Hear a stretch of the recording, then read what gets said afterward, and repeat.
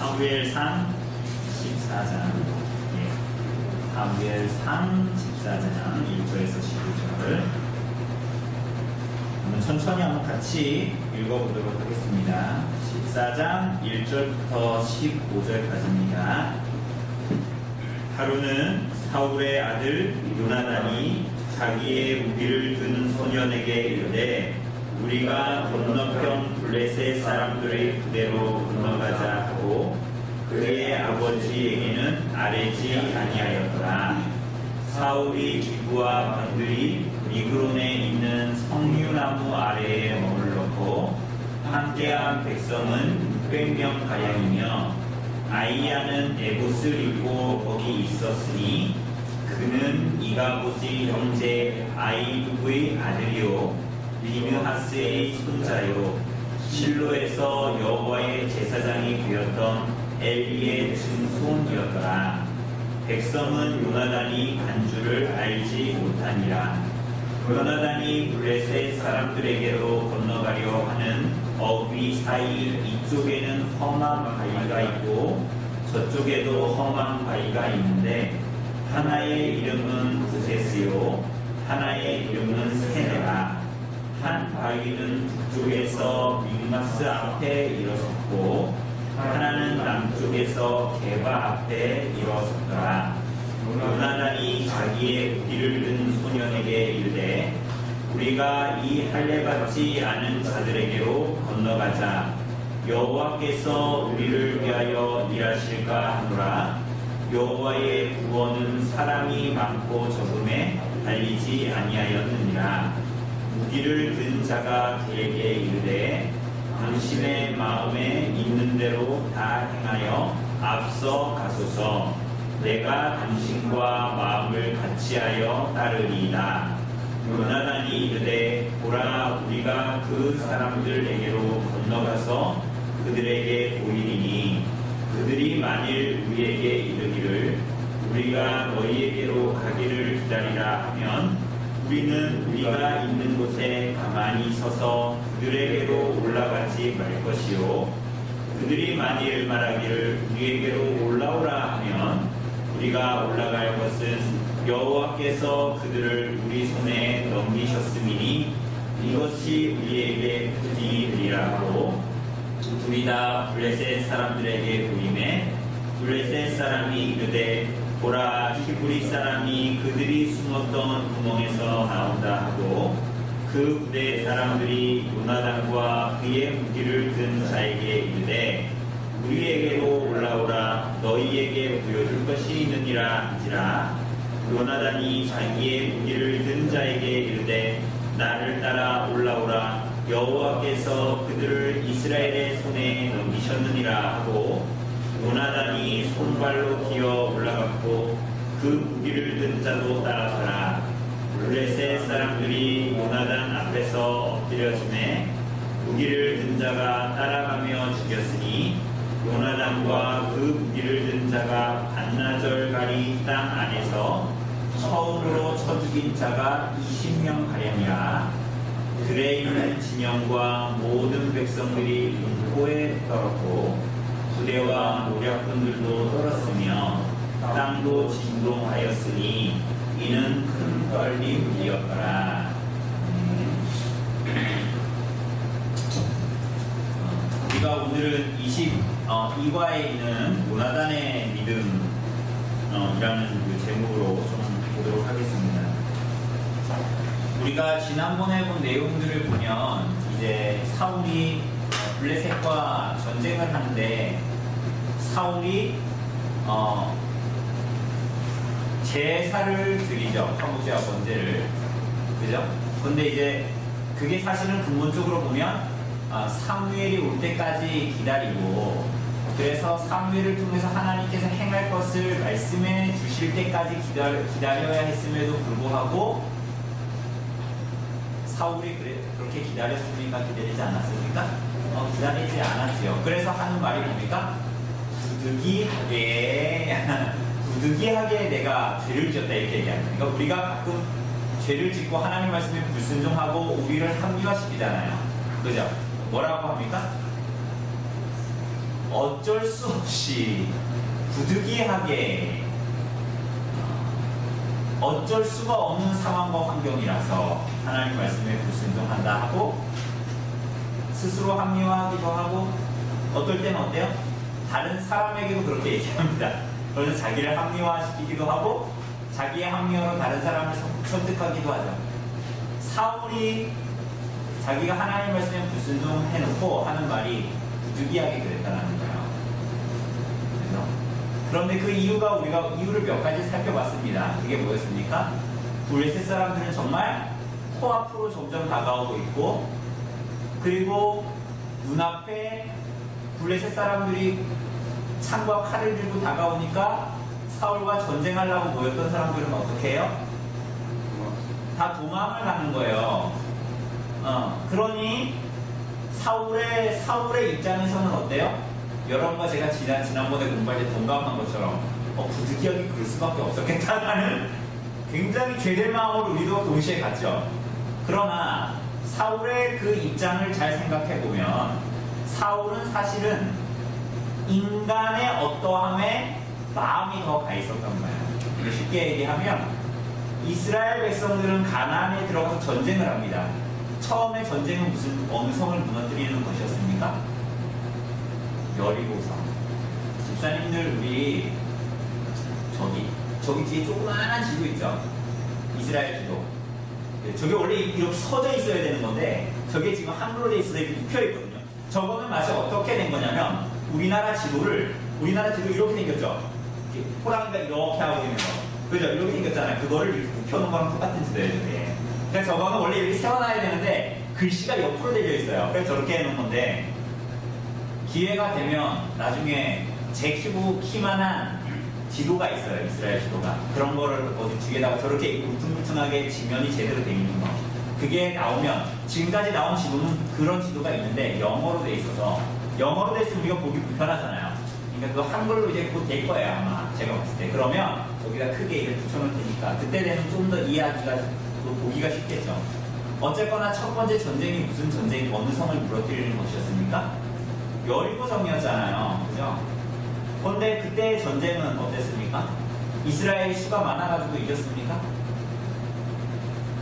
그 성은 가나안 땅에서 이스라엘 백성들이 전쟁을 한다. 오늘 우리에게도 마찬가지예요. 이 땅을 하나님의 백성으로 이 땅을 우리가 살아가잖아요. 그럴 때에 그 전쟁은 우리들의 눈에 보기에 어떠해서 이기고 지는 전쟁이 아니라 다만 우리에게 맡겨진 소임은 뭐예요? 하나님의 말씀에 그거예요. 그런데 사울은 당장 뭐가 보였어요? 결국 가나안의 전쟁은 결국은 우리가 아무리 병력이 강해도 하나님이 하시는 거예요. 이 땅을 우리들이 살아가잖아요. 그죠? 그런데 결국은 우리들을 구원해 내시는 분은 누굽니까? 여러분 우리가 성도가 되고 나서 성령님께서 우리를 성화시키잖아요. 그럼 우리의 어떠한 때문에 우리가 천국 갑니까? 아니잖아요. 우리 예배를 그렇게 마음을 다해서 드리고 나서도 지금 수요일인데 수요일 동안 잠깐만 생각해봐도 내가 3일 동안 죄 지은 게 있어요 없어요? 막 골몰이 생각해야지 죄가 떠올라요? 저만 그런가요? 그냥 가볍게만 생각해도 내가 무슨 죄를 지었구나 이런 것들이 막 떠오르잖아요. 이게 뭐예요? 이 땅에서의 죄와의 싸움은 그리고 우리 땅에서 구원하시는 것은 누구의 손에 달린 겁니까? 하나님의 손에 달린 거지. 여러분과 제가 능력이 있고 좀 고양된 도덕과 윤리를 가지고 있고 착하고 그래서 우리는 구원받는 게 아니란 말이에요. 이스라엘 땅에서의 전쟁도 그러했어요. 여리고 성만 봐도 그랬어요. 그죠? 그들이 어떠함 때문에 전쟁이 이긴 게 아니잖아요. 하나님 말씀에 그저 순종하면서 한 바퀴 돌았는데 마지막 날에 7바퀴 돌고 뭐 했습니까? 그 소리 질렀더니 그 성이 무너져요. 그게 이스라엘 사람들이 목청이 커가지고 무너진 겁니까? 아니란 말이에요. 그러니 당장 내 눈앞에 적이 다가와요. 당장 막 내 눈앞에 적이 다가오고 내 편이 되어서 힘을 실어줄 사람들 다 떠나. 그러면 어떻게 해야 되는 거야? 하나님 말씀을 순종하지 않고서라도 죄를 지어야 되는 겁니까? 그게 아닌 거죠. 그러니까 사울의 눈이 어디에 있느냐를 잘 봐야 돼요. 그러니까 사울은 하나님을 의지하는 자로 나갔어야 되는데 그렇지 못했다는 것을 계속 보여줍니다. 그런데 참 아이러니해요. 오늘 본문에 나오는, 오늘 쭉 읽어보니까 누가 계속 나와요? 사울의 아들? 요나단. 조나단입니다, 조나단. 요나단이 이게 영어로 하면 조나단 똑같은 건데, 요나단이 나와요. 참 이상해요. 사무엘이라는 참 걸출한 믿음의 사람의 아들들이 어땠어요? 불량자였잖아요.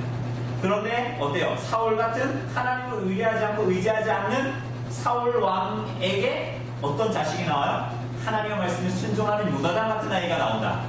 참 이게 역설이죠. 아이러니 같습니다. 한번 봅시다. 우리 한 본문 질문으로 넘어가서 한번 차근차근히 무슨 일이 있었는지 보죠. 본문 질문 1번. 우리 송집사님 한번 읽어주실래요? 본문 질문 1번 120쪽에.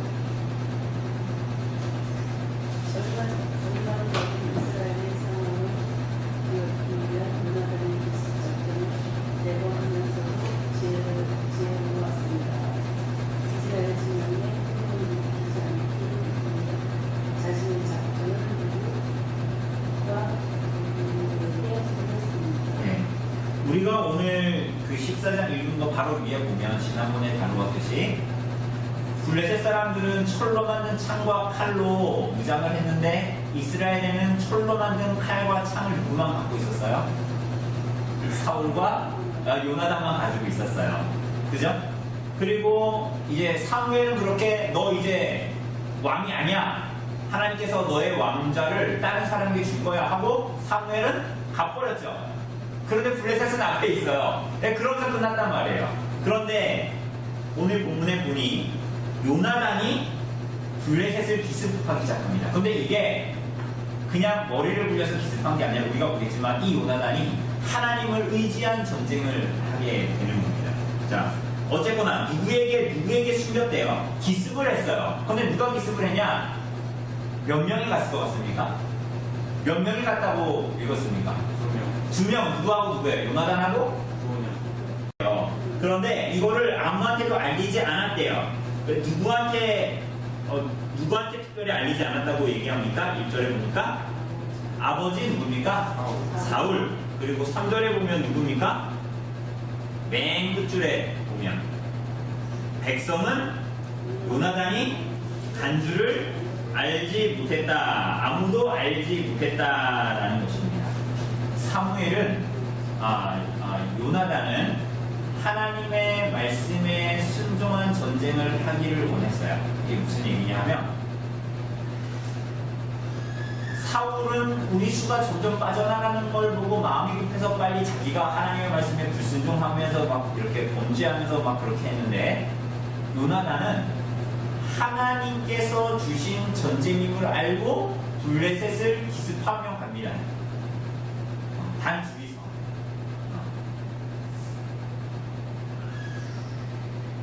그런데 이때 당시에 사울은 뭘 하고 있었죠? 사울은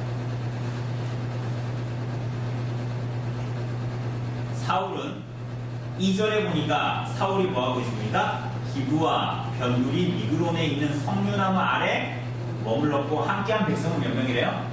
600명인데 누가 나옵니까? 3절에 보니까 누구에 대한 설명이 나와요? 아히야라는 사람이 나옵니다. 근데 아히야가 에봇을 입고 거기 섰대요. 그런데 그는 누구라고 얘기해요? 이가봇의 형제 아이굽의 아들이요 비느하스의 손자요 실로에서 여호와의 제사장이 되었던 엘리의 증손이었다 이렇게 얘기합니다. 사울이 뭐 하고 있어요? 거기서 멀찌감치 좀 떨어져서 뭐 하고 있냐면 누구랑 같이 있어요? 아이야라는 제사장과 함께 있죠. 그런데 원래는 누구와 함께 있어야 돼요? 사무엘하고 함께 있어요. 왜? 하나님께서 사무엘을 통해서 하나님의 뜻을 밝히시잖아요. 그런데 이제 사무엘이 떠났으니 사울이 어떻게 한 거예요? 다른 제사장을 불렀는데 그 사람이 아이야입니다. 그런데 이 아이야는 어떤 집안이냐? 어떤 집안입니까? 무슨 제사장? 우리가 사무엘상 처음에 볼 때 무슨 제사장 나왔습니까? 엘리 제사장의 증손자예요. 그런데 여러분 기억나시죠? 하나님께서 사무엘을 통해서 엘리 집안이 어떻게 될 거라고 그랬어요? 다 폭삭 마을 사형 선고를 받은 집안이란 말이에요. 그런데 지금 사울이 지금 마치 부정부치듯이 그렇게 하고 있는 거예요. 지금 어쨌거나 막 그렇게. 그러니까 여기서도 사울이 지금 뭘 붙잡고 있는가를 우리가 잘 볼 수 있어요. 그런데 특별히 그는 이가봇의 형제 아이두의 아들이요 이렇게 얘기하잖아요. 이가봇 엘리의 아들의 그러니까 엘리의 며느리죠. 며느리가 그 남편도 다 죽는 그 순간에 애를 낳는데 그 이름을 이가봇이라고 지었죠. 이가봇의 이름의 뜻이 뭐냐면 영광이 없다, 영광이 떠났다 이런 의미거든요. 그러니까 여기에 보면 지금 사울이 하고 있는 모든 일, 그가 뭐 제사장을 불러오고 뭐 어떻게 하건 간에 이 모든 일들이 사실은 다 그 자신에게도 헛일이라는 거예요. 하나님을 의지해서 그렇게 한 것이 아니에요. 사울도. 특별히 여기 아이야가 뭘 입고 있었대요? 에봇을 입고 있었다 이렇게 나오잖아요. 에봇이 뭐냐면 제사장이 입는 옷이거든요. 그런데 에봇이 제사장이 입는 옷인데 이 옷은 하나님의 뜻을 묻는 도구이기도 했어요. 이 에봇은. 그런데 여기가 우리가 본문에 보면 에봇을 입고라고 나와 있지만 이것을 좀 다르게 번역할 수 있어요. 아이야가 에봇을 입었다라고 표현하고 번역하고 있지만 이걸 다른 말로 하면 아이야가 에봇을 날랐다, 에봇을 들고 있다 이런 식으로도 번역이 가능한 이게 문장입니다. 그러니 이건 무슨 얘기냐면 사울은 하나님을 조종할 수 있다라고 생각합니다. 지금도. 여러분 하나님이 여러분들이 정성을 들이고 헌금을 하는 행위, 마음은 다른 데가 있는데 말씀 듣는 행위, 마음은 다른 데가 있는데 예배하는 행위, 그걸 원하실까요?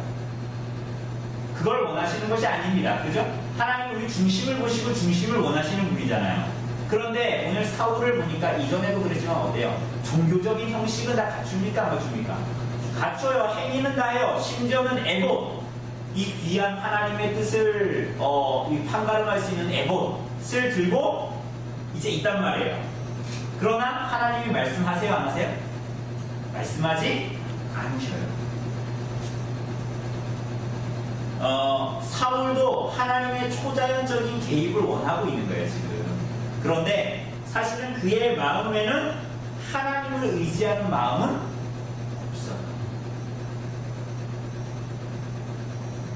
나아가서는 그는 어떻게 보면 하나님을 조종할 수 있다고 생각하고 어떻게 하면 예배 잘 드리고 헌금 잘 하고 애복만 들고 있고 제사행위만 하고 있고 어떤 형식만 딱 갖추면 하나님이 지금 내 말을 들으실 것이다, 내가 원하시는 대로 해주실 것이다 라는 생각을 갖고 있는 거예요.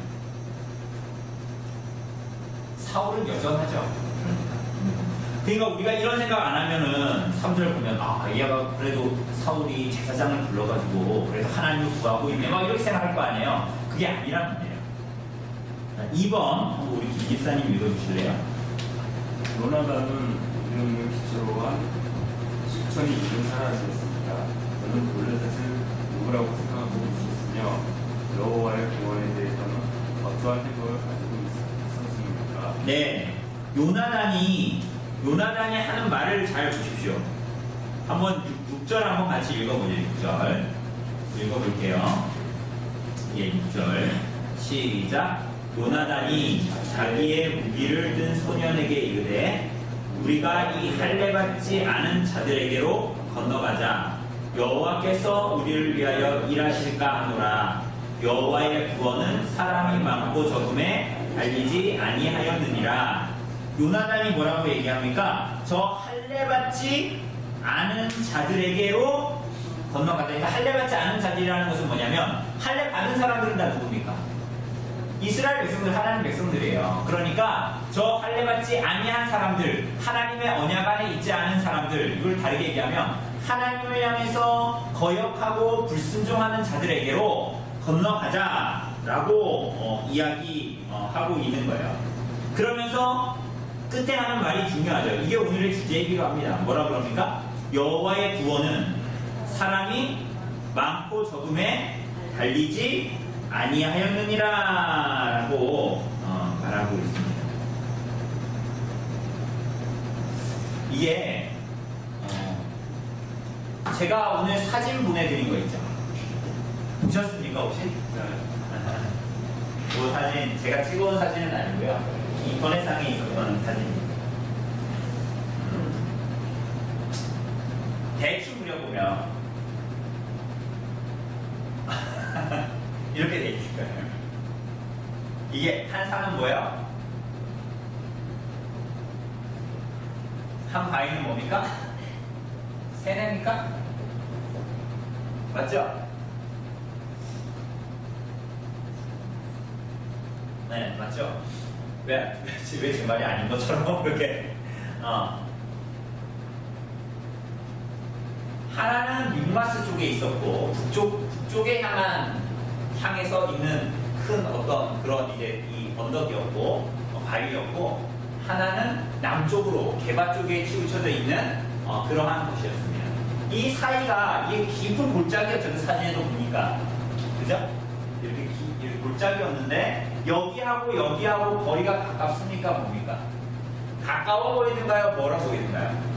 가까워. 여기서 얘기하면 여러분 대충 사진으로 보니까 여기서 얘기하는 게 들릴까요? 안 들릴까요? 소리 지르면 들릴 것 같죠? 들려요. 그러니까 그 정도로 가까운 곳이었단 말이에요. 가까운 곳. 그런데 우리가 이제 이따가 이제 읽을 거지만 이 무기든 자와 함께 딱 가는데 요나단이 뭐라고 얘기합니까? 요나단이 뭔가 징표를 구합니다. 근데 그 징표가 뭡니까? 우리가 이 블레셋을 만났을 때 쟤네들이 우리에게 오겠다 하면 이것은 하나님이 이 전쟁을 원하지 않으신다. 그리고 반대로 너희가 올라와라 하면 하나님이 저들을 우리에게 주신 줄로 알고 전쟁하자. 그러니까 나중에 어떻게 갑니까? 이게 재밌죠. 둘이서 어떻게 가요? 만약 여기 팔레스타인이 있다면 블레셋 사람들이 있다면 여기를 우리가 사진으로 봤던 그 언덕을 어떻게 올라가는 거야? 기어 올라가서 손발로 기어 올라갔대요. 여러분 그러면 이게 불리하겠습니까? 유리하겠습니까? 그게 전쟁하기가 불리하죠. 그런데 이렇게 마치 이렇게 기어서 이렇게 올라갔단 말이에요. 우리 같으면 어떻게 갈까요? 만약 얘네들이 여기 있다면 그래도 머리를 좀 쓴다면 어떻게 할까요? 곧바로 이렇게 안 가고 이렇게 돌아서 치고 나고 이런 생각을 할 것 같은데 그렇게 안 하고 이렇게 올라갈게요. 이게 이상하죠.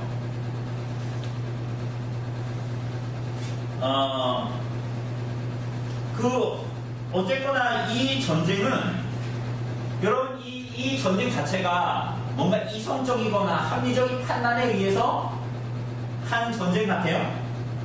무모해 보이지 않습니까? 그죠? 거의 질 것 같잖아요. 누가 봐도 질 것 같죠?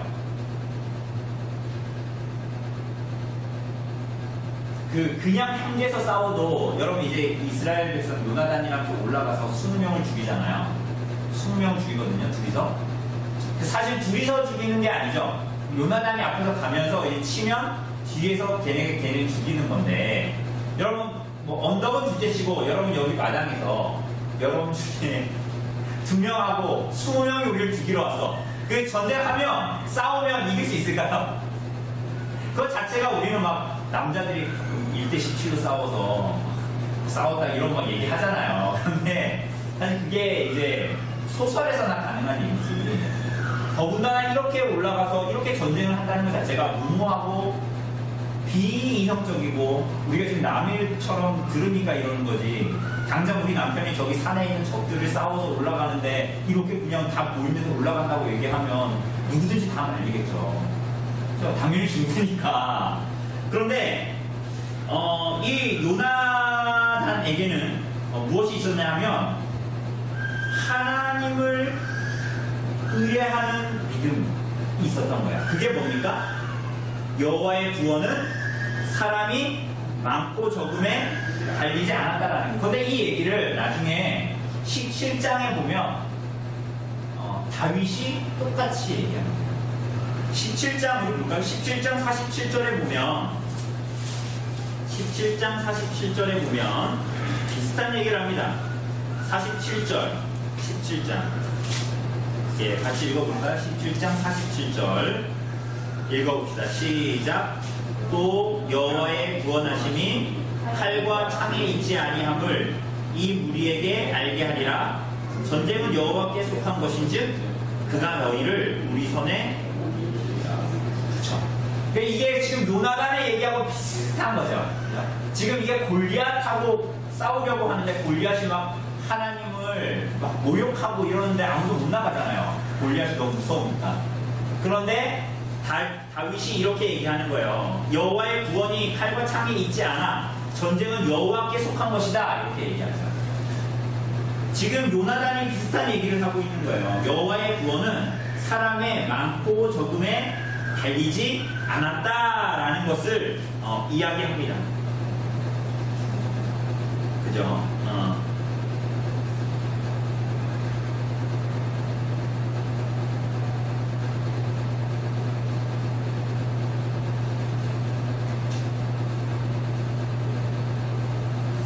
자, 그래서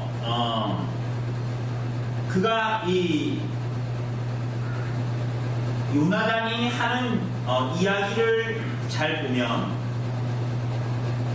6절에 보면 이렇게 얘기하죠. 할례받지 않은 자들에게 건너가자. 여호와께서 우리를 위하여 일하실까 하노라. 여러분 야 우리 이렇게 하자. 하나님이 일하신다. 야 하나님이 일하실 거야 믿습니다 하고 이렇게 한 게 아니라 지금 일하실까 하노라 이렇게 얘기하잖아요. 그죠? 그런데 이걸 다르게 번역하자면 여호와께서 우리를 위하여 일하실 것이다. 일해 주십시오. 이런 얘기입니다. 그러면 하나님께서 일하지 않으실 수도 있다는 얘기예요. 그러니까 이게 뭐냐면 요나단은 이건 내가 전쟁을 해서 내가 영광을 입어야 되기 때문에 내가 하나님 믿는 사람이니까 여기서 두 명까지만 이겨 주십시오. 그래서 내 이름 나게 해주십시오. 이렇게 한 게 아니란 말이에요. 다만 이 전쟁은 하나님께 속한 전쟁이라는 거예요. 우리에게 이스라엘에서 소명을 주신. 그래서 내가 비록 눈으로 봤을 때는 이길 수가 없는 전쟁임에도 불구하고 하나님의 뜻이니 순종하겠다라는 거예요. 그런데 그렇게 하나님을 전적으로 의지하고 하나님의 능력과 하나님의 자비하심에 소망을 걸고 나아가지만 반드시 이길 거라는 생각이 있어요, 없어요? 하나님의 뜻이면 내가 가서 죽을 수도 있다라는 거예요. 이게 뭐냐면 하나님의 주권과 하나님의 자유에 대해서 맡기는 거예요. 이게 참으로 하나님을 믿는 사람들이죠. 우리 이렇게 생각하잖아요, 가끔. 우리 기도할 때 떼쓰잖아요. 그죠? 우리 가끔 하나님께 기도할 때 떼쓰잖아. 그래가지고 내가 이거 가지고 왜 우리가 몇 년 동안 기도했다고 기도를 쌓고 있다 이런 식으로 얘기하잖아요. 사실은 때로는 그 기도 제목이 나의 욕심이기도 하고, 그죠? 그런 걸 때를 쓰잖아. 그건 뭐예요? 사실은 하나님의 주권을 어떤 면에서 인정하지 않고 내 욕심을 하나님께 부리는 거거든요. 그런데 하나님은 그거를 들어주실 자유도 있고 들어주시지 않으실 자유도 있으시죠. 하나님은 하나님의 이 땅에서의 역사를 하나님의 주권대로 움직여 가시잖아요. 그렇죠? 지금 요나단은 내가 지금 병력이 이렇게 모자리는데 나는 그래도 이것은 하나님의 영광을 위한 것이고 하나님께서 이 전쟁을 원하셔. 하나님이 일하실 거야. 라는 믿음을 가지고 전쟁을 했던 거예요. 그러니까 오해하면 안 돼요. 난 하나님을 진실하게 믿어서 이 전쟁을 이길 거야. 난 이 전쟁 무조건 이긴다. 이렇게 해서 간 게 아니란 믿습니다 해서 간 게 아니란 말이에요. 다니엘의 세 친구들도 뭐라 그랬어요? 내 그리 아니하실지라도 내가 금신상에게 절하지 않는다 그랬잖아요. 그러니까 요나단도 이러한 마음을 가지고 있어요. 하나님의 영광 그리고 하나님의 주권이 갖고 계신 분이야. 꼭 꼭 나를 통해서 일하지 않아도 돼. 그러나 내가 여기서 세상 사람들 눈으로 봤을 땐 내가 지는 것 같지만 하나님 뜻을 이루실 거야. 이런 믿음이 있었다라는 거예요. 자, 3번. 한번 예, 우리 조지사님 읽어볼래요? 요나단의 부가는 그의 동력자였습니다. 부가는 요나단과 무엇을 같이하여 따르겠다고 했습니다. 네, 무엇을 같이 했다.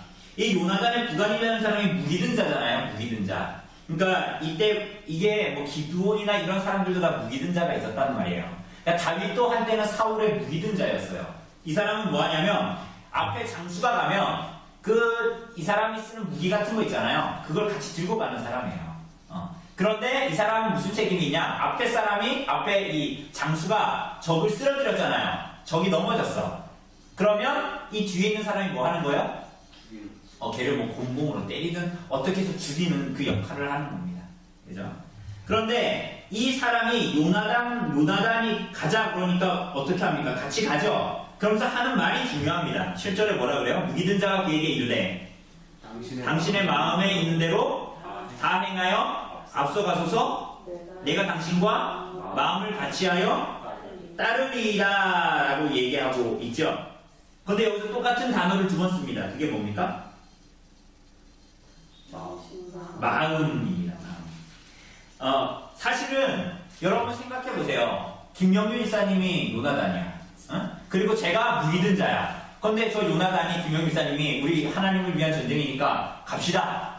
내가 저 할례 받지 않은 자들에게 하나님이 모욕당하는 걸 더 이상 볼 수 없습니다. 근데 내가 눈으로 봤을 때, 인간적인 눈으로 봤을 때 이 전쟁은 인간적인 눈으로 보면 이길 전쟁이에요, 질 전쟁. 이길 공산이 많아요, 질 공산이 많아요, 이거. 그러면 나는 어떻게 해야 돼요? 내가 살려면. 미친 거 아니야? 니네 아빠한테 다 잃어버릴까? 가야 될 거 아니에요? 근데 이 사람이 어떻게 했어요? 마음을 같이 하여 그를 따라갔죠. 이건 뭘 얘기하는 겁니까? 이 사람도 하나님을 향한 마음이 있었다는 거예요. 그 요나단과 같이. 그래서 마음을 같이 하여. 그러니까 이 가나안의 이스라엘 땅의 전쟁은 이 요나단의 부간에게도 있었다는 거예요. 그런데 특별히 마음을 같이하여 따르겠다라는 얘기가 두 번 나오죠. 그런데 여러분 사무엘을 통해서 하나님께서 사울을 버리겠다고 하면서 하시는 말씀을 보면 13장에 보면 뭐라 그럽니까? 13장 14절에 보면 지금은 왕의 나라가 길지 못할 것이라 여호와께서 왕에게 명하신 바를 왕이 지키지 아니하였으므로 여호와께서 그의 마음에 맞는 사람을 구하여 이렇게 얘기합니다. 마음에 합한 자를 구한다. 이게 누굴까요? 이게 복선인데 이 사람이 누구예요? 하나님의 마음에 합한 자 누굽니까? 다윗이신 거예요. 그죠? 그러니 이게 마치 복선과 같은 거예요. 무슨 복선이냐? 지금 요나단이 하나님을 따르는 것은 내 눈에 보기에 합당하고 이성적으로 판단하고 합당하고 세상 사람들도 보기에 그렇게 하는 게 맞아. 이렇게 해서 하나님 이렇게 해서 전쟁에 나가는 겁니까? 아니죠. 그의 눈은 뭐에 있어요? 이것은 저들이 하나님의 영광을 짓밟고 있으니 하나님의 영광을 위한 싸움이고 하나님의 영광을 하나님의 이름을 위한 싸움이다라는 것에 대해서 그가 믿기 때문에 그 전쟁을 하는 거잖아요. 그죠? 하나님의 마음에 합한 자. 내 눈에 보이는 판단. 내 상황이 어떻기 때문에 난 이거 못하겠어. 사울처럼. 내 눈에 보이는 상황과 환경이 이렇기 때문에 난 하나님 말씀보다는 내 생각을 따를 거야. 이렇게 하는 것이 아니라 하나님의 마음에 합한 자. 요나단이 보기에도 이기지 못할 확률이 매우 높아. 요나단을 따르는 그 소년이 봤을 때도 그것은 이기지 못할 확률이 매우 높아. 그러나 요나단과 그 무기를 든 자가 한 마음이 되어 하나님을 따르는 마음이 합한 자가 되어 하나님을 따른단 말이에요. 그러므로 다윗 그리고 하나님의 백성들도 다 뭐예요?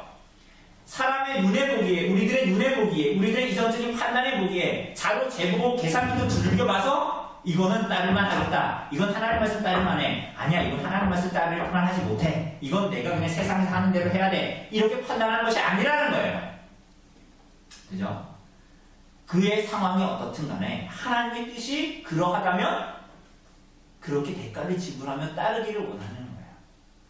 그것이 바로 이 다윗과 다윗의 딸 요나단과 요나단의 부관이 보여주는 모습으로 이 복선을 깔고 있는 거예요. 요나단이 아까 한 얘기가 다윗이 17장에서 한 얘기하고 똑같다 그랬잖아요. 그죠?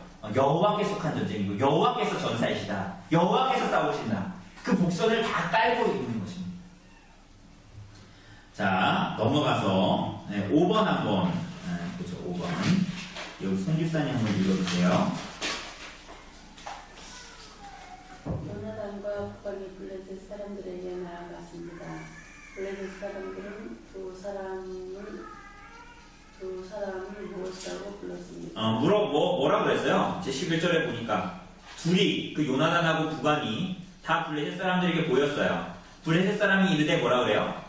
보라, 히브리 사람이 그들이 숨었던 구멍에서 나온다. 그러니까 전에 블레셋 쳐들어왔을 때 사람들이 다 숨고 막 요단강 건너가고 막 그랬잖아요. 무서워가지고. 그러니까 이게 지금 멸시하는 거거든요. 멸시하는 거예요. 특별히 히브리 사람이다 라고 얘기했을 때 이 히브리 사람이라는 게 그 아브라함의 자손을 이렇게 비아냥거리면서 멸시할 때 쓰는 말이에요. 히브리인이다.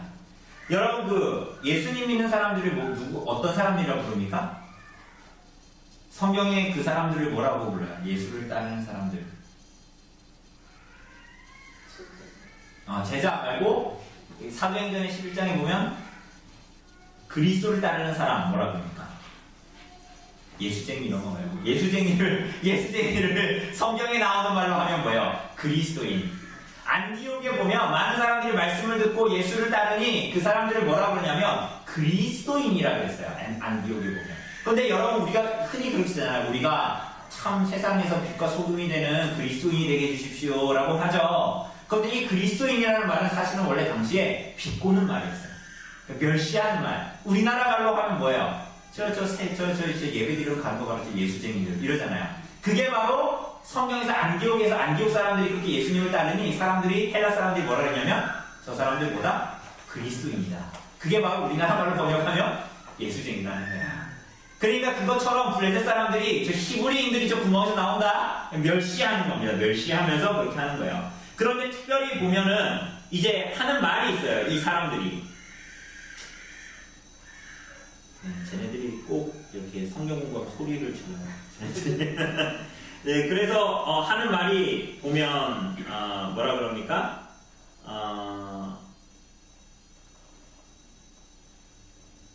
12절에 보면 그 부대 사람들이 요나단과 그의 믿은 자에게 이르되 뭐라 그래요? 우리에게로 올라와라 너희에게 보여줄 것이다. 이게 뭐냐면 내가 야 너네한테 없는 거 있지? 이거 보여줄게 이런 뜻이 아니에요. 이게 무슨 얘기냐면 야 너네 한번 올라와봐. 어떤 일이 일어날지 보여줄게. 이 얘기예요. 이게 뭐냐면 너네 올라오기만 해봐. 우리가 뻔 때려 보여줄게. 이 얘기거든요 지금.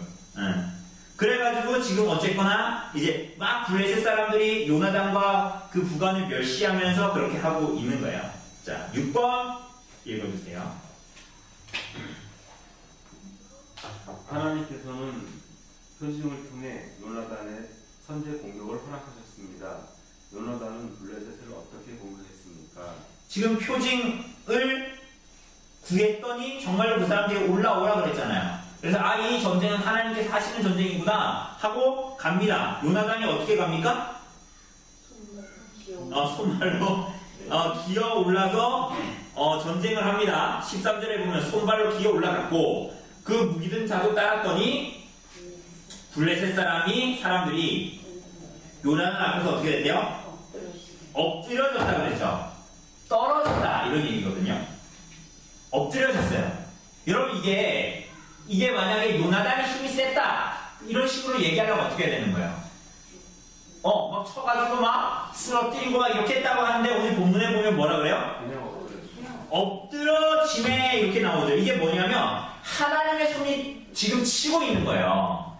여러분들 이 엎드려진다라는 것이 동일하게 나왔던 데가 있어요. 그게 뭐냐면 하나님의 괴가 여호와의 괴가 블레셋 사람들한테 뺏기잖아요.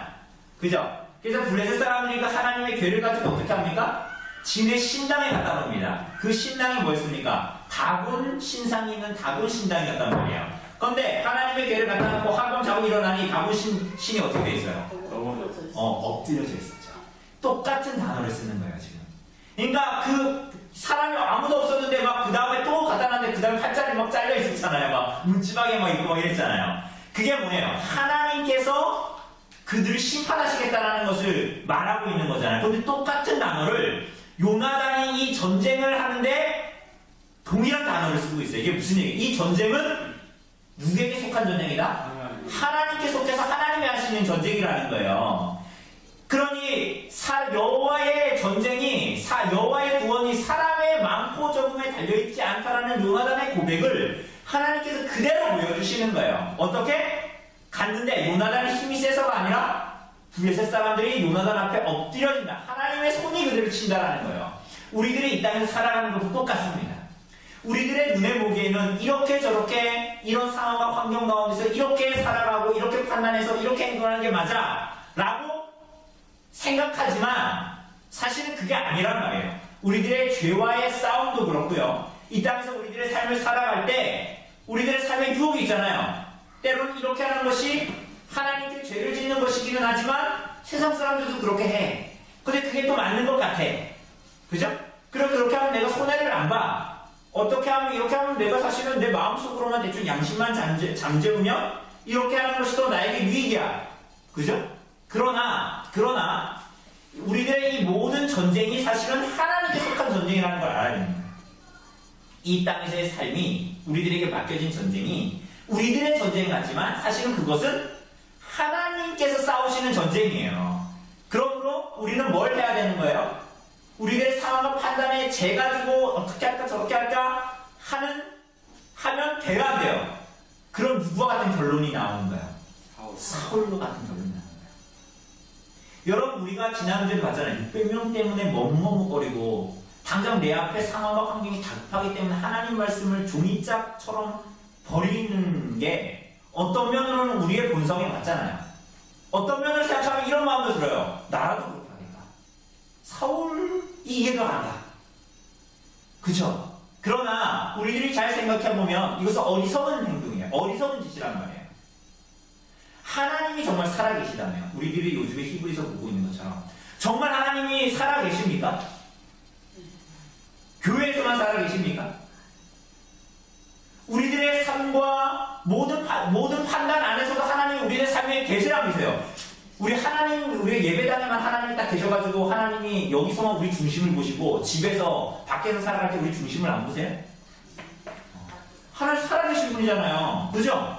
그렇다면 우리들의 삶을 살아갈 때 하나님 앞에 살아갈 때에 하나님의 말씀이 무엇이라고 하나님이 나에게 무엇을 원하시는가를 알고 거기에 따라 살아가야 되죠. 그러면 하나님의 구원과 이 하나님의 전쟁을 누가 싸우는 거예요? 하나님이 싸우시는 거예요. 여러분 이거 남얘기처럼 받으면 안 되는 거예요. 그러니까 요나단을 보세요. 요나단이 이 전쟁은 픽션이 아니라 꿈꾸는 게 아니라 그게 현실이었어요. 여러분과 제가 사는 것은 현실이란 말이에요. 당장 우리들이 경험하는 것보다 어떻게 보면 더 다급한 현실일 수도 있어요. 당장 나가서 총칼로 어떻게 되는 거예요? 전쟁을 해서 죽을 수도 있는 거예요. 그죠?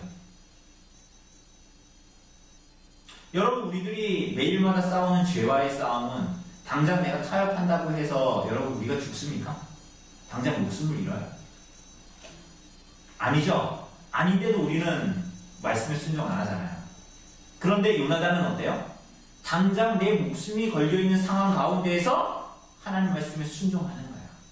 그러니까 상황과 판단이 아니에요. 우리는 사실은 돈 얼마에 상황과 판단으로 좌지우지해서 우리는 하나님 말씀이기 때문에 이렇게 된다라고 하지 않고 상황과 판단에 의해서 결정을 할 때가 많잖아요.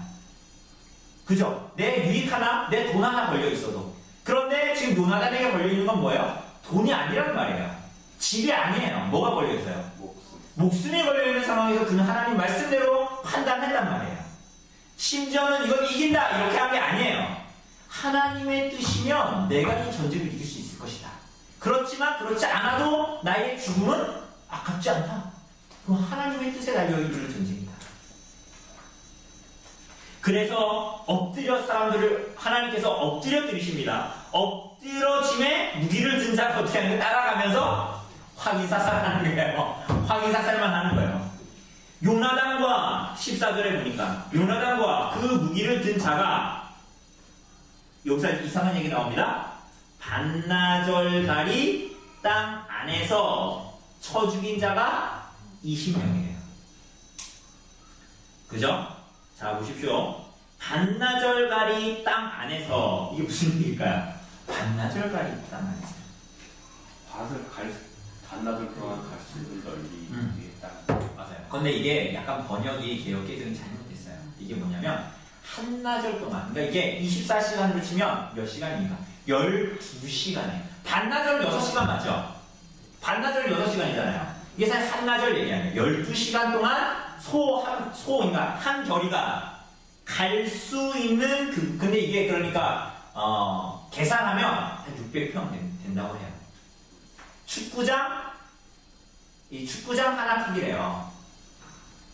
그런데 이게 그러니까 이렇게 보면 이게 그럼 거기에 20명이 있었나? 이게 좀 이해가 안 가잖아요. 이게 쉽게 얘기하면 여러분들 축구장 길이 혹시 김영희 선생님 축구장 길이가 몇 미터인지 아세요? 축구장 길이가 110m래요. 110m. 우리 축구 일반적으로 하는 경기장 있잖아요. 110m. 그런데 한 110m에서 180m 그 거리를 놓고 요나단이 앞에서 치면 죽이고 한 게 20명이에요. 사실은 이게 2대 20으로 싸운 게 아니라 1대 20으로 싸운 거잖아요. 요나단이 앞에서 싸우면서 그렇게 했던 거예요. 그런데 이게 좀 어색하죠, 번역이. 여러분 이게 한글로 읽으면 좀 어색하지 않아요? 요나단과 그 무기를 든 자가 반나절가리 땅 안에서 처음으로 쳐 죽인 자가 20명가량이라. 그거 왜 굳이 이렇게 썼을까요? 좀 이상하죠, 번역. 좀 이렇게 읽기가 좀 매끄럽지 않죠, 문장이.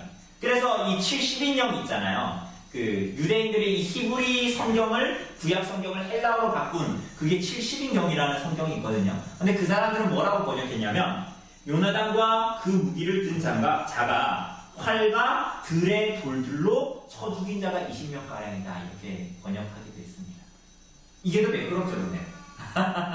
똑같은 단어인데 이렇게 번역을 할 수 있다는 거예요. 근데 어쨌거나 그게 맞다 이런 건 아니고 우리가 가지고 있는 성경으로도 충분히 뜻이 나타나요. 이 전쟁이 하나님에 속한 전쟁이고 하나님께서 그들을 치셨다 이런 거예요. 자, 7번 한번 읽어볼까요? 7번. 하나님께서는 요나단과 맞습니다. 예, 7번. 하나님께서는 요나단과 부관에게 큰 성리를 주셨습니다. 두 사람의 성리는 블레셋에 어떤 영향을 미쳤습니까? 자, 어떤 영향을 미쳤어요? 15절에 보니까. 공포가 네, 모든 백성들이 블레셋 사람들입니다. 공포에 떨었고 부대와 노략군들도 다 떨었고 그들만 떤 게 아니라 땅도 진동했다. 이 지진이 일어났다는 거거든요. 지진이 일어나는 것은 흔히 구약에서 뭐냐면 하나님의 권능, 위엄, 하나님께서 심판하신다 이런 걸 상징하는 겁니다. 이 지진이. 그리고 마지막에 본 거예요. 이는 큰 떨림이었더라. 이게 무슨 얘기냐면 이게 직역하면 이런 거예요. 그리고 그것은 엘로힘이 하나님 말하는 거거든요. 그리고 그것은 엘로힘의 떨림이었다. 그러니까 이것은 하나님이 보내신 공포였다. 이렇게 번역하기가 합니다. 모두 다 공포에 떠는 거예요. 왜 공포에 떨었을까요? 하나님께서 이들의 마음에 공포심을 심어준 거예요. 어떻게? 요나단이 무서워 이런 게 아니라 저들의 이 하나님. 처음에 왜 블레셋이 전쟁했을 때 엘리 아들들이 언약궤 들고 나갔을 때 처음에 블레셋 사람들이 떨었잖아요. 그죠? 하늘 저 사람들을 저렇게 출애굽시킨 저 하나님이 이제 오셨으니 우리 쳤다 막 이러면서 막 두려워했잖아요. 마치 그것처럼 하나님이 이 전쟁 가운데 임하셨구나 하는 떨림, 그들에게 그 마음을 심어주신 분이 하나님이라는 거예요. 그러니까 모두 다 공포에 떨었다라는 것을 말합니다. 그 구약에 나타나는 모든 전쟁은 다 이래요. 하나님이 전쟁을 이제 그 전쟁에 개입하시면 무슨 일이 벌어지냐면 사람들이 공포에 사로잡히게 되고 그래서 어떻게 되냐면 자중질환이 일어납니다. 어떻게? 자기 편인데도 서로 찔러 죽이고 막 그런 일들이 벌어져요. 근데 이 블레셋 가운데서도 이런 일이 벌어집니다. 이 모든 것들이 다 뭡니까? 요나단이 올라갔고 요나단이 둘인데도 전쟁을 해서 다 쳐 죽이고 다 요나단 앞에서 엎드러졌고 그들이 공포에 떨고 있고 이건 다 뭐예요? 전쟁은 누가 하는 거예요? 누구에게 속한 겁니까? 여호와께 하나님께 속한 겁니다. 자, 더 깊은 연구와 묵상을 위하여 2번 한번 읽어주실래요? 하나님은 이런 사람이 사람의 많고 적음에 그 성과가 달려있지 않습니다.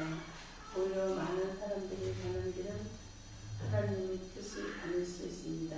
여러분은 하나님 편에 서는 소수로 살아가고 있습니까? 네. 여러분 어떤 것 같아요? 사람이 많고 적은 야, 옆 사람도 저렇게 하잖아. 때로는 이런 거죠. 야, 교회 다니는 사람들도 다 그렇게 하더라고. 그죠? 여러분, 여호와의 하나님의 일은 사람이 많고 적음의 그 성패가 달려있지 않습니다. 오늘 본문 보니까 뭐에 달려있는 것 같아요? 하나님 네. 하나님 뭐예요? 하나님하고 자꾸 이렇게 끝을 자꾸 흐리시면 제가 못 알아듣잖아요. 하나님 하나님의 뜻. 그죠? 그러니까 우리가 아무렇지 않은 삶을 살아. 오늘 여러분 무슨 큰 일이 있었습니까? 물론 큰 일이 있을 수도 있지요. 근데 우리들 대부분의 일상 다반사를 살 때 그게 크게 보이지 않지만 하나님께서 뭘 원하시는 거예요? 우리들의 삶 가운데 모든 행동과 생각과 뜻에 하나님의 뜻대로 말하고 행동하고 살아가는가가 하나님의 눈에 있는 거예요. 그러니까 우린 TV에 보이는 거대한 일을 하면 하나님의 영광이 돌아갈 거라 생각하지만 그렇지가 않아요. 우리들이 엄별리에서 사람들이 아무도 보지 않고 주목하지 않지만 혹은 집에 여러분들 혼자 있을 때도 사람들이 보고 주목하고 있지 않지만 하나님의 뜻이 무언가를 기억하고 그것에 따라 삶을 살아가는 것이 하나님께 영광을 동력. 맞습니다. 우리 어제 그 가정경건에 우리 하는데 소율이 문답, 이문답 하는데 이문답이 뭡니까? 일문답이 뭡니까? 사람의 주된 목적이 뭡니까? 그러니까 너 왜 사니 그거잖아. 인생 사는 이유가 뭡니까? 여러분 인생을 왜 삽니까? 이렇게 물어보는 거거든요. 여러분 왜 살아요? 돈 많이 벌려고요. 여행 가려고요. 그게 아니라 뭐라 그랬어요? 하나님을 영화롭게 하는 것과 그를 영원토록 즐거워하는 것이잖아요. 그러니까 이 문에서 그거 받아서 뭐라고 합니까? 하나님을 영화롭게 하고 즐거워하기 위해서 하나님께서 무슨 규칙 주셨습니까? 그러니까 뭐라 그래요? 뭐 줬다 그럽니까? 뭐 줬다 그럽니까? 계획도. 아니죠. 십계명은 이제 뭐 십계명도 포함될 수 있죠. 그러나 통틀어서 뭐라고 그래요? 이거 서론이니까 그 부분은 신구약에 기록된 하나님의 말씀입니다. 그러니까 우리는 어떻게 하나님의 뜻에 따라 살까요? 기도원에 가서 막 빌면은 막 들릴까요 그게? 막 뭐 고행을 하다 보면 뭔가 환상이 보일까요? 에스겔처럼? 그게 아니라 하나님의 말씀을 통해 하나님의 뜻을 알 수 있는 거예요. 여러분 맥체인 성경을 왜 합니까? 그거 다 하고 나면 하루에 4장 하면 마음이 뿌듯해서 성경을 왜 읽습니까? 여러분 설교 왜 들어요? 그 지겨운 40분 50분 설교를 왜 듣습니까? 왜 졸린데도 귀 기울여 들으려고 하고 막 그 졸린데도 막 안 자려고 막 혀를 저는 뭐 혀 깨물 적도 있거든요. 저는 혀도 깨물어 봤어요. 이게 설교 때 안 자려고 가끔 너무 졸리잖아요. 불가항력적으로 졸릴 때 있잖아요. 밥 먹고 오후 모임 때 안 조는 여러분이 저는 신기합니다. 저는 교회 오후 항상 너무 졸려가지고 막 졸면 안 되잖아요. 그 말씀 어떻거나 들어야 되니까 막 정말 허벅지를 꼬집는 것은 뭐 그건 다반사였고 저는 정말 혀도 깨물어 봤어요. 정말 죽지 않을 만큼만 계속 깨물어 봤어요. 근데 왜 그렇게 해요? 하나님 말씀을 들어야 하나님의 뜻을 할 수 있잖아요. 하나님 말씀 안 읽는데 가끔 이런 사람이 있어요. 그 말씀도 안 돼요. 말씀도 안 되고. 근데 그렇다고 이 사람이 뭐 기도도 안 하고 설교도 열심히 안 들어. 그렇다고 막 그런 것도 아닌데 가끔 막 하나님의 뜻은 어디 있을까요? 청년들도 막 이러던데 목사님 하나님의 뜻이 대체 어디 있을까요? 뭐 하나님의 뜻을 알려면 말씀 열심히 듣고 성경도 열심히 읽고 그래야 하나님의 뜻을 알지. 뭐 하나님의 뜻을 하지도 않으면서 하나님 말씀 듣지도 않으면서 내 삶은 목적은 어디 있을까? 하나님의 뜻은 어디 있고 이러면 어떻게 압니까? 그런 사람들이 기도원 가서 자꾸 이상한 거 듣고 자꾸 그런단 말이에요. 그래서 이기적으로 살고. 그러니까 하나님의 뜻은 하나님의 말씀 가운데 남아야 하나님의 뜻을 알 수 있죠. 그렇지 않습니까? 그래서 우리가 이 여름 기간에도 덥지만 말씀도 듣고 말씀도 읽고 또 경건 서적도 읽으려고 하고 그러는 거 아닙니까? 넘어가 봅시다. 비슷한 건데요. 적용 및 결단을 위한 질문입니다. 한번 1번 한번 읽어주세요. 1번. 요나단은 하나님의 지시와 인도하심을 구하면서 행동했습니다. 여러분은 하나님의 지시와 인도하심을 구하는 삶을 살고 있습니까? 네, 여러분은 어떻습니까? 하나님의 지시와 인도하심을 구하는 삶을 살고 있습니까? 아니면 에덴 동산에서의 아담처럼 내가 보기에 좋아 보이고 먹음직스럽기도 하고 보암직스럽기도 하고 지혜롭게 할 만큼 그리고 하와도 먹었고 옆에서 그러니까 나도 먹어야지 아담처럼 하고 있지 않습니까? 여러분 어떤 것 같아요? 하나님의 지시와 인도하심을 구하면서 오늘 하루 사신 것 같습니까? 어떻습니까? 시작은 그렇게 하지만 나중에 흘러보니까 김유사님만 돼도 김유사님의 저 정도 처음에 시작할 때는 하나님의 인도와 지시를 구하면서 뜻을 구하면서 시작한다는 것 자체가 참 감동이네요. 우리가 참 많은 때는 어때요? 그거 생각 안 하고 그냥 뭐 내 주어진 일상을 그냥 어제 같은 오늘을 사는 거지 뭐 이런 생각하면서 살 때 많잖아요. 그죠? 하나님의 인도와 지시하심을 따라 이게 근데 참 큰 게 아니에요. 그러니까 막 기도를 해서 얻을 수 있는 것도 아니고요. 매 순간마다 우리들이 선택의 상황들이 있잖아요. 항상. 그죠? 내가 뭔가를 하나를 판단해야 될 때가 있잖아요. 예를 들면 오늘 저녁에 이렇게 예배당 오셨지만 말씀드려 오셨지만 아유 난 피곤한데 오늘 좀 서늘한데 이렇게 걸으면서 좀 시간 보낼까 아니면은 예배당 와서 말씀드릴까 이럴 때도 판단을 어떻게 합니까? 하나님이 뭐를 더 좋아하시고 기뻐하실까? 이런 거잖아요. 그죠? 그랬을 때 우리 무슨 생각합니까? 내가 다른 거를 선택하고자 하는 마음이 막 강하게 들잖아요. 그럼 어때요? 우리는 무슨 생각합니까?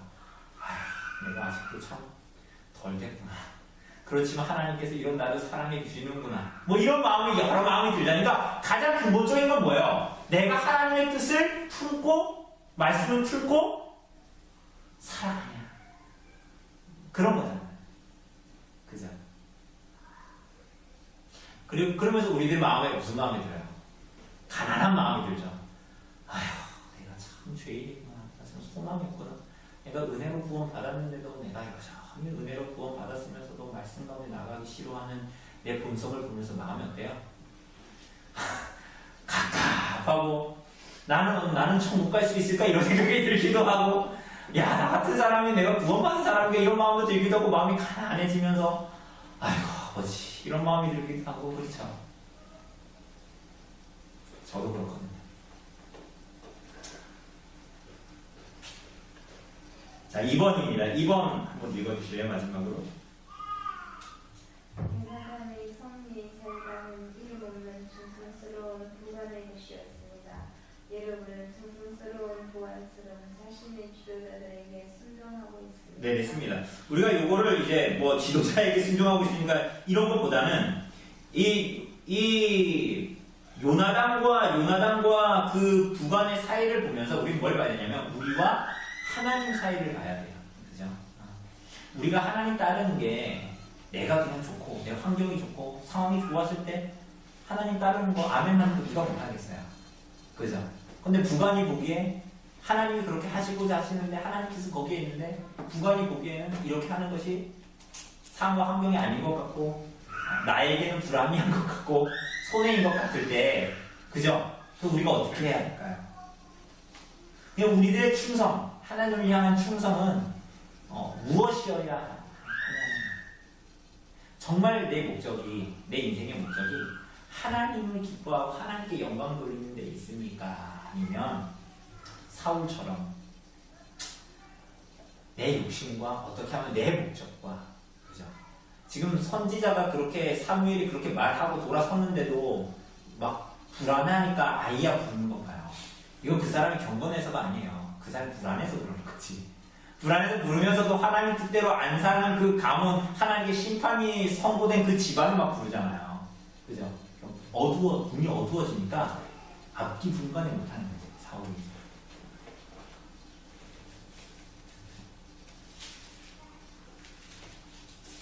우리가 이것을 기억하고 하나님께 순종했으면 좋겠습니다. 우리가 이 구간과 요나단 사이를 통해서 5계명을 볼 수도 있지만 우리가 오늘 본문을 통해서는 우리가 하나님 앞에서 하나님을 향한 순종과 충성이 어떠해야 하는가를 좀 보는 것이 더 중요한 것 같습니다. 그래서 좀 하나님께 영광을 돌리는 우리들의 삶이 작은 것 같지만 우리들의 삶이 작지가 않아요. 별일 아닌 것 같고 그렇지만 하나님께서 우리 중심을 보시고 하나님 모든 것을 보시고 있기 때문에 우리들의 삶은 아주 작은 것이지만 하나님께 영광을 돌리는 것이에요. 우리는 아무것도 아닌 것 같지만 하나님께서 그걸 귀하게 보시는 거예요. 우리가 뭔가 큰 일을 하기를 원하시는 거예요.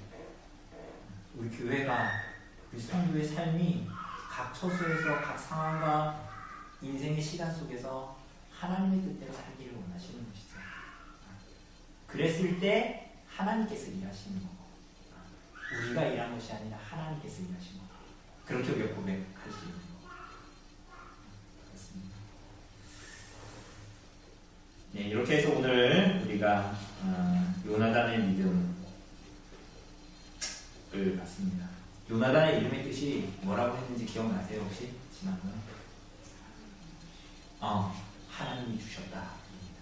요나단의 이름의 뜻이 하나님이 주셨다. 하나님이 주셨다. 이 고백이 우리들에게 있기를 바랍니다.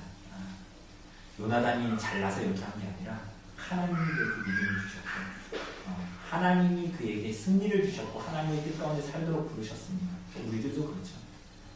하나님이 주신 믿음으로 이 땅을 살아가기를 바랍니다. 다음 주에는 사울이 이제 또 어디 사울이 또 깽판을 칩니다. 그의 불신앙으로 또 이어지는 깽판을 또 칩니다. 그걸 우리가 또 다음 주에 가슴 아프지만 보도록 하겠습니다. 우리가 앞으로 이 책은 한 6강 정도 남았습니다. 9월 정도 끝날 것 같습니다. 책을 하면 그때까지 마무리하는 걸로 해봅시다. 우리 질문 있으시면 우리 좀 나눠주시죠.